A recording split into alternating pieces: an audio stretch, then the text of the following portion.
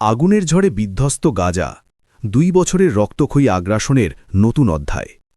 টানা 2 বছরের সামরিক আগ্রাসন গাজাকে পরিণত করেছে অগ্নিগর্ভ নরকে, যেখানে শিশু থেকে বৃদ্ধ কেউই রক্ষা পাচ্ছে না ইসরায়েলি বর্বরতা থেকে। শনিবার উত্তর ও পশ্চিম গাজা জুড়ে চালানো আইডিএফের তীব্র অভিযানে সুজাইয়া, তুফা ও জেতুনে বয়ে যায় নতুন রক্তঝড়।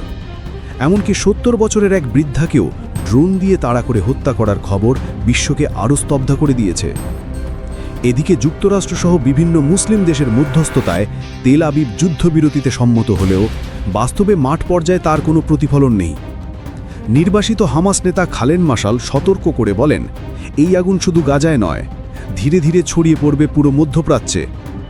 ইরানকে দেওয়া সাক্ষাৎকারে তিনি ফিলিস্তিনিদের জাতীয় ঐক্যের ডাক দিয়ে বিদেশি শক্তির প্রভাব বিস্তারের বিরুদ্ধে দৃঢ় অবস্থান নিতে আহ্বান জানান। পাশাপাশি ইসরায়েলি নেতাদের যুদ্ধাপরাধের দায়ে আইনের আওতায় আনার দাবি তোলেন।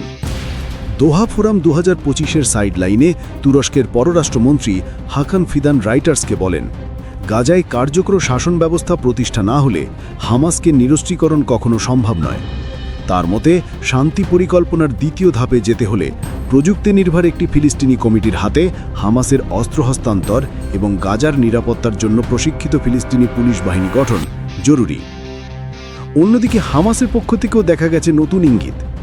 ইসরায়েলের দখলদারিত্ব শেষ হলে তারা স্বাধীন ফিলিস্তিন সরকারের কাছে অস্ত্র জমা দিতে প্রস্তুত। হামাসের নেতা আল হাইয়া আরও জানান, যুদ্ধবিরতি পর্যবেক্ষণ ও সীমান্ত নজরদারিতে জাতিসংঘ অনুমোদিত শান্তি বাহিনী মোতায়েনে তারা সম্মত। তবে নিরস্ত্রীকরণের নামে কোনো আন্তর্জাতিক বাহিনী গাজায় মোতায়েন হলে তা কখনোই গ্রহণযোগ্য হবে না। আন্তর্জাতিক উত্তেজনা, আঞ্চলিক অস্থিতিশীলতা ও ফিলিস্তিনের ভবিষ্যৎ সবকিছুই যেন ঝুলে আছে এক সুতোয়। গাজারই নতুন অধ্যায় কি শান্তির পথে যাবে নাকি আরও ধ্বংসের দিকে, সেটাই এখন বিশ্বের বড় প্রশ্ন।